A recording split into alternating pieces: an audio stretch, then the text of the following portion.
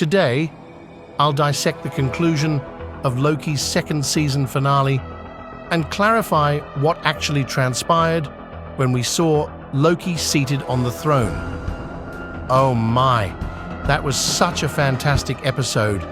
I have never seen a better conclusion to a Marvel project than this one. I consider this to be Marvel at its best. Every week, the episode keeps getting better. As of right now, Loki is most likely the MCU's best written character overall. So let's get started on the video without wasting any more of your time. Moments before Victor Timely passes away, the Loki time slips to the TVA in the opening scene of the episode. Victor tries repeatedly, but he is not able to withstand the radiation. Thus, he chooses to travel even farther back in time to the moment when Obi and Victor Timely first crossed paths. Observe that Victor Timely continues to make the same noise he did when he first encountered Obi in the timeline, despite the fact that Loki is now rushing through the introduction. I'm Ouroboros. This is Victor Timely. What do you think, Ouroboros? Wait. Okay. This isn't a speed breakdown of Zone 25X. Habitual force. Anyway, centuries later, Obi teaches Loki everything he knows about engineering, physics, and mechanics. Even better, he tells Obi and Casey what's happening rather than the other way around. Obi, you'd best be careful. It appears that an individual is attempting to take over your position. That's accurate. I will be there.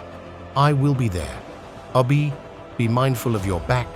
After Victor Timely integrates the throughput multiplier into the temporal loom successfully, the loom grows larger and integrates all of the branch timelines. Although Loki believes he has succeeded, the loom soon becomes overloaded once more. Furthermore, Timely claims that because he cannot scale for infinite, his loom will never be able to support the multiverse's infinite growth. Knowing that he whose death was the catalyst for everything, Loki must go all the way back and stop Sylvie from killing him. However, Loki discovers that killing Sylvie is the only way to prevent her from murdering He-Who. Thus, in order to save countless trillions of lives, Loki must sacrifice the woman he loves. Additionally, the remaining person informs Loki that the loom does not have a scaling issue. That's what the loom is meant to do. Its purpose was to remove branches that should never have existed. Loki thus realized that, in the main, the loom would never be able to resolve the issue because it can only serve to preserve the holy chronology. What other choice does he have then? Murdering Sylvie, something he is reluctant to do? Loki then makes a time travel to the time theater where Mobius was interrogating her. He is asked to assist Loki. How do you decide who lives and who dies? He asks. Here Mobius encourages him by sharing a personal tale and asserts that life is not a comfort zone. All you have to do is select your load. After learning of this, Loki returns to Sylvie and informs her that he must kill her in order to preserve the timeline.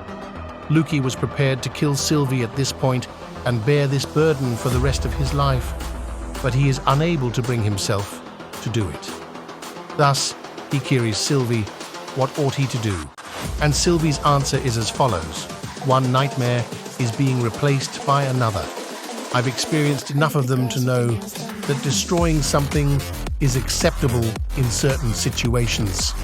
After Sylvie tells him these two things, Loki understands he has a third option, destroying the loom and building a better one in its place. And Loki does precisely that. He holds a multiverse together literally and breaks the temporal loop. Allow me to now clarify what transpired and the implications for Loki's future when the multiverse is overall playing. As you can see, the branches perish right away after Loki destroyed the temporal loom. However, the branches resurrect as soon as he holds them in his hand and uses his powers to enhance them, but the branch dies when he lets go of it.